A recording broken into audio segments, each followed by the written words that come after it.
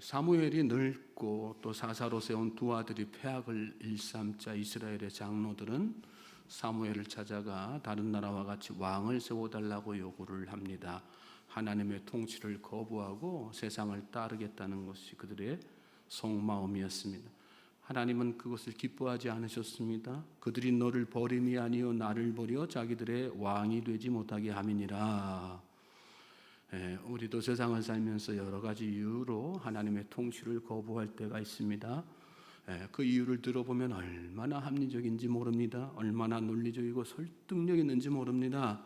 그러나 우리가 분명히 알아야지 되는 거, 하나님이 기뻐하시지 않는다는 것입니다. 하나님은 우리 생각이 합리적이지 못하고 납득이 안 되는 일이어도 하나님의 말씀이기에 절대 순종으로 나아가는 사람들을 기뻐하십니다. 오늘 저와 여러분이 그 믿음으로 오늘 하루도 사실 수 있길 바랍니다. 하나님은 장로들의 요구가 잘못된 것임을 아시면서도 그들의 요구를 들어주라고 말씀하셨습니다. 직접 체험해보고 깨닫도록 하신 것입니다. 믿음이 먼저냐 경험이 먼저냐, 신앙생활에 있어서 경험에 유익이 있지만 경험보다 선행되어야 되는 것은 믿음입니다. 믿음으로 하나님의 은혜를 체험하고자 하는 것이 바른 신앙의 태도이지, 하나님의 은혜를 체험함으로 믿고자 하는 것은 바른 신앙의 태도라고 할 수 없습니다. 부활하신 예수님께서 도마에게 깨우쳐 주신 것도 바로 그거 아니겠습니까? 내가 그 손에 못자국을 보며 내 손가락을 그 못자국에 넣으며 내 손을 그 옆구리에 넣어보지 않고는 믿지 않겠노라. 내 손가락을 이니 내밀어 내 손을 보고 내 손을 내밀어 내 옆구리에 넣어보라. 그리하고 믿음 없는 자가 되지 말고 믿는 자가 되라. 그렇게 해서라도 믿는 것이 믿음 없는 것보다는 차라리 낫다, 그 말씀이지요. 그런데 그 뒤에 무슨 말씀을 덧붙이세요? 너는 나를 본고로 믿느냐? 보지 못하고 믿는 자들은 복되도다. 오늘 우리의 신앙이 그런 신앙이 되길 바랍니다. 체험 중요해요. 신앙생활에 체험 중요해요. 체험의 유익이 분명히 있어요. 그러나 그것보다 선행돼야 되는 건 우리의 믿음이란 말씀이에요. 절대 순종, 말씀 그 자체를 믿고 절대 순종하며 나아가는 그 믿음이란 말씀입니다. 그 신앙이 중요하기 때문에 하나님은 백성들의 요구를 들어주라 이렇게 말씀하시면서 왕의 제도에 대해서 자세하게 제대로 가르쳐주라 이렇게 말씀하셨습니다.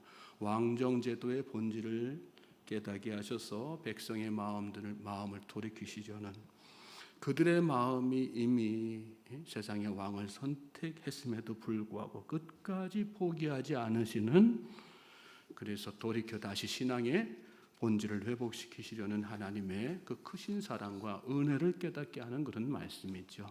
그렇습니다. 하나님은 우리의 마음이 세상으로 돌아섰어도 하나님의 통치를 거부하면서 날마다 그렇게 이율배반적인 삶을 살아도 결코 우리를 포기하지 않으세요.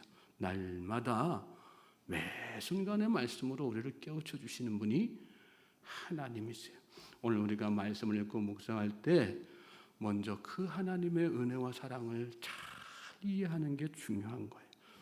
여러분이 날마다 묵상하는 말씀이지만 그 말씀을 나를 돌이키시기 위해서 최후로 나에게 주시는 말씀이라는 생각으로 대하시기 바랍니다. 그러면 받는 은혜가 달라지는 거예요. 도전이 달라지고요, 변화의 강도가 달라지는 것입니다. 사무엘은 하나님께서 명령하신 대로 백성들에게 왕의 제도를 가르칩니다. 10절 말씀 보세요. 사무엘이 왕을 요구하는 백성에게 여호와의 모든 말씀을 말하여. 사무엘이 가르치는 왕의 제도가 사무엘 개인의 지식이나 생각에서 나오는 말이 아니라 여호와의 말씀, 여호와의 하나님의 말씀이라는 뜻이죠. 가르치는 자나 듣는 자, 전하는 자나 받는 자가 말씀을 어떠한 태도로 가르치고 들어야 하는지를 깨닫게 하는 중요한 말씀이에요. 이 본문에서 우리가 특히 주목해야 되는 단어가 모든이라는 단어예요. 말씀을 가르치거나 들을 때 선택적으로 하지 말라는 그런 말씀입니다. 가감 없이 전하고 가감 없이 받아야 하는 것입니다. 신명기 4장 2절에 내가 너에게 명하는 말을 너희는 가감하지 말고 내가 너에게 명하는 너희 하나님 여호와의 명령을 지키라. 요한계시록 22장 18절로 19절에는 내가 이 두루마리의 예언의 말씀을 듣는 모든 사람에게 증언하노니 만일 누구든지 이것들 외에 더하면 하나님이 이 두루마리에 기록된 재앙들을 그에게 더하실 것이요 만일 누구든지 이 두루마리의 예언의 말씀에서 제하여 버리면 하나님이 이 두루마리에 기록된 생명나무와 및 거룩한 성의 참여함을 제하여 버리시리라. 여러분, 말씀을 편식하면 안 되는 거예요. 가르칠 때도 그렇고 전할 때도 그렇습니다. 있는 그대로 전하고 있는 그대로 받아들이는 거, 그게 올바른 신앙인의 자세입니다. 사무엘은 그런 마음으로 하나님의 말씀을 선포했습니다. 개인적인 감정, 생각, 지식 따라 하지 않고 온전히 가감 없는 하나님의 말씀을 전했다는 그런 뜻입니다. 어제 본문 6절에 보면 사무엘이 기뻐하지 아니했다 이렇게 말씀했죠. 장로들의 요구에 기분이 아주 많이 상해 있었던 거예요. 그래서 하나님이 어떻게 해서 사무엘을 위로하시잖아요. 너만 버림받은 거 아니다. 나도 버림받은 거야. 그러니까 힘내. 사무엘이 그런 어떤 개인적인 감정에 따랐으면 또 자기의 상황, 환경을 따랐으면 말씀에 가감이 있었겠죠. 그러나 사무엘은 가감 없이 하나님의 모든 말씀을 선포했습니다. 저도 목회를 하고 설교를 하는 입장에서 여러분, 이것이 좀처럼 쉬운 일이 아니에요. 감정에 따라서, 상황에 따라 가감하고 싶은 유혹, 그건 듣는 사람들 입장에서도 그렇겠죠.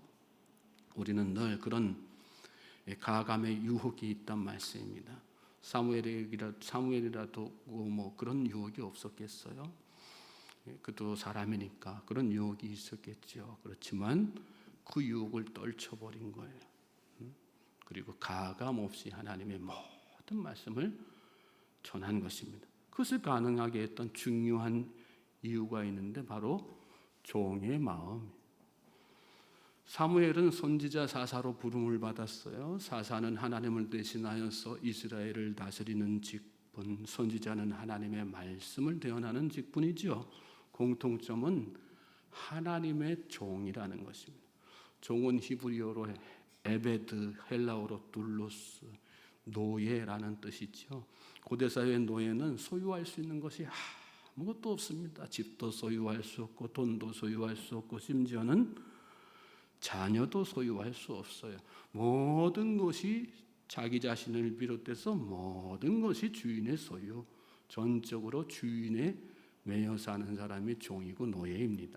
사무엘은 항상 매사에 자신이 하나님의 노예라는 생각을 하고 살았기 때문에 가감 없이 자신의 생각과 감정을 다 떨쳐버리고 배제한 채 하나님의 모든 말씀을 전하고 맡겨주신 사명도 그렇게 잘 감당해 왔던 것입니다. 여러분, 사람은 뭐에 매여 사느냐, 누구의 종으로 사느냐에 따라서 그가 섬기는 주인의 종속된 삶을 살게 되어 있습니다. 사람에게 매여 살면 사람에게 종속되고요, 물질에 매여서 물질을 주인으로 섬기면 물질에 종속된 삶을 사는 것입니다. 인생이 달라지고요, 속된 말로 팔자가 달라지는 거예요. 중요한 건 그 결과가 어떠냐, 그런 결과가 무엇이냐 하는 거죠. 하나님은 이스라엘 백성들에게 바로 그러한 사실을 깨닫게 하시기 위해서 왕의 제도를 자세히 가르쳐 주라고 말씀하신 것입니다. 11절부터 17절 말씀 보시겠어요? 함께 읽어볼까요? 긴 말씀인데 시작. 이르되 너희를 다스릴 왕의 제도는 이러하니라. 그가 너희 아들들을 데려다가 그의 병거와 말을 어거하게 하리니 그들이 그 병거 앞에서 달릴 것이며 그가 또 너희의 아들들을 천부장과 50부장을 삼을 것이며 자기 밭을 갈게 하고 자기 주수를 하게 할 것이며 자기 무기와 병거의 장비도 만들게 할 것이며 그가 또 너희의 딸들을 데려다가 향료 만드는 자와 요리하는 자와 떡 굽는 자로 삼을 것이며 그가 또 너희의 밭과 포도원과 감람원에서 제일 좋은 것을 가져다가 자기의 신하들에게 줄 것이며 그가 또 너희의 곡식과 포도원 소산의 11조를 거두어 자기의 관리와 신하에게 줄 것이며 그가 또 너희의 노비와 가장 아름다운 소년과 나귀들을 끌어다가 자기 일을 시킬 것이며 너희의 양떼의 10분의 1을 거두어 가리니 너희가 그의 종이 될 것이라. 그날에 너희는 너희가 택한 왕으로 말미암아 부르짖되 그날에 여호와께서 너에게 응답하지 아니하시리라니. 왕을 세우게 되면 어떤 일이 벌어지게 되는지를 설명하는 긴 말씀이죠. 그런데 간략하게 정리하면 그들의 자녀들이 왕을 위해서 여러 가지 노동을 감당해야 되고 소산의 11조를 바쳐야 된다. 결과적으로 영원히 종속되어서 고통당하며 부르짖게 될 것이라는 말씀이에요. 결과가 안 좋은 결과가 뻔히 보인다는 말씀이에요. 왕을 세웠을 때 그 결과가 좋으면 하나님께서 막으실 이유가 없어요. 여러분, 우리가 세상 살면서 물질을 주인으로 섬겼을 때, 또 우상을 주인으로 섬겼을 때, 사람을 주인으로 섬겼을 때 그 결과가 좋다면 하나님께서 절대로 금하실 이유가 없어요. 하나님께서 금하시는 이유는 뭐예요? 그 결과가 뻔히 보이기 때문에. 그 뻔히 보이는 결과가 어떤 길이기 때문에요? 멸망의 길, 타락의 길, 안 좋은 길이기 때문에 하나님께서 금하시는 거란 말씀이죠. 그게 아버지의 마음이고 하나님의 마음 아니겠어요? 자녀가 결과 뻔한 잘못된 길로 가는데 그걸 막지 않을 부모가 어디 있겠어요? 저 앞에 조금만 더 나가면 천길 낭떠러지가 기다리고 있는데 그냥 내버려둘 부모가 어디 있냐 말씀이에요. 근데 우리는 자꾸 무슨 사춘기 아들처럼 먹어봐야 맛을 아는 그 길을 간단 말이죠. 경험해봐야 뒤늦게 깨닫고 후회하는 그런 안타까운 삶을 살 때가 참 많단 말이죠. 오늘 이스라엘 백성들이 그랬어요. 이렇게 사무엘 통해서 하나님께서 그 아버지의 마음을 가지고 사랑의 마음을 가지고 은혜의 마음을 가지고 자세하게 왕정제도의 그 결과가 어떤지를 자세하게 이렇게 설명해 주지만 마음을 고쳐먹으려고 하질 않아요. 그래서 하나님께서는 18절에 이런 말씀을 강조해서 또 말씀하시죠. 그날에 너희는 너희가 택한 왕으로 말미암아 부르짖되 그날에 여호와께서 너희에게 응답하지 아니하시리라. 나중에 가서 그 결과가 뻔한데 그 결과가 뻔한 그 길을 너희들 어깃장 놓으면서 걸어가서 나중에 뒤늦게 후회해도 그때 가서 하나님 앞에 막 부르짖는다고 해서 살려달라고 한다고 해서 구원은 시켜달라고 한다고 해서 하나님께서 그 기도 들으실 거냐 안 들으실 거다 이 말씀이에요. 그러니 뭐 하라는 얘기예요? 지금이라도 마음을 돌이키라 그 말씀이죠. 근데 여러분 이게 하나님의 본심일까요? 하나님의 본심 아니죠. 그들을 어떻게든 돌이키기 위해서 하신 경고의 말씀이죠. 자녀가 잘못을 저지를 때 너 이렇게 계속 가면 호적에서 파버릴 거야. 말은 그렇게 하지만 실제로는 그렇게 하지 않잖아요. 그 마음속에 무슨 뜻이 있는 거예요? 그만큼 내가 너를 아껴. 그만큼 너를 사랑해. 하나님의 마음이 바로 그 마음이에요. 우리는 하루하루 살면서 그 하나님의 마음을 모르고 살 때가 얼마나 많은지 몰라요. 하나님의 마음이 그 마음이에요. 하나님의 본심이 그 본심이기 때문에 예수님을 이 땅에 보내신 거 아니겠어요?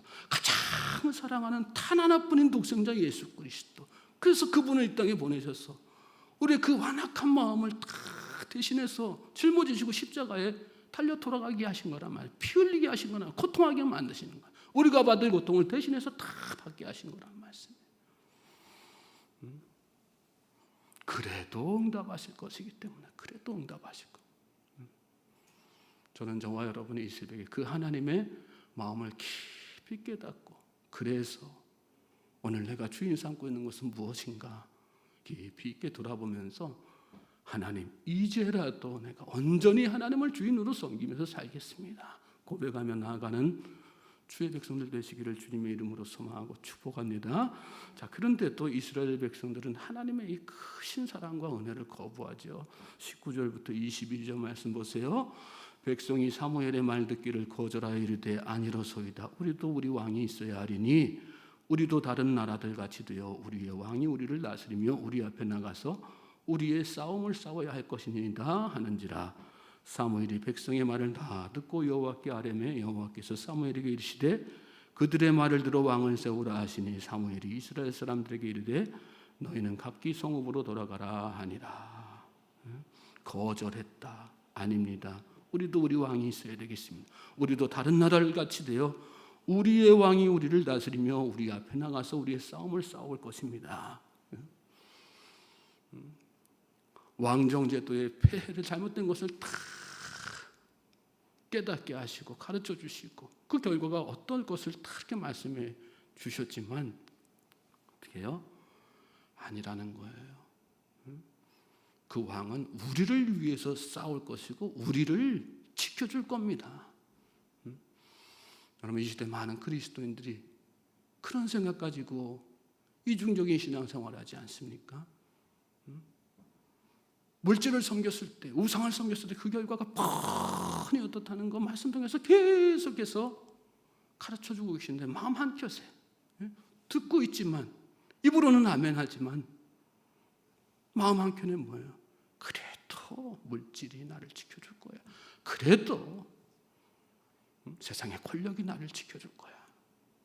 그런 마음 가지고 산단 말이죠. 하나님은 어떤 분이세요? 우리의 중심을 보시는 분이세요. 우리가 진짜로 섬기는 게 무엇인지를 다 꿰뚫어 보고 계시는 분이 하나님이세요.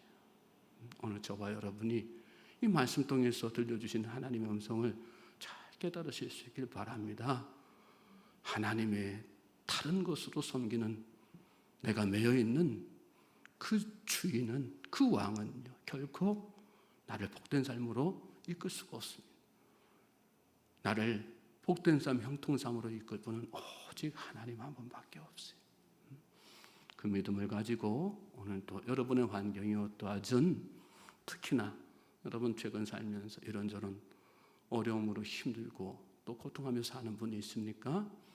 그럼에도 불구하고 하나님을 믿고 신뢰하며 전적으로 하나님을 주인으로 모시고 사는 우리 복된 주의 백성들 되시기를 다시 한번 주님의 이름으로 소망하고 축복합니다.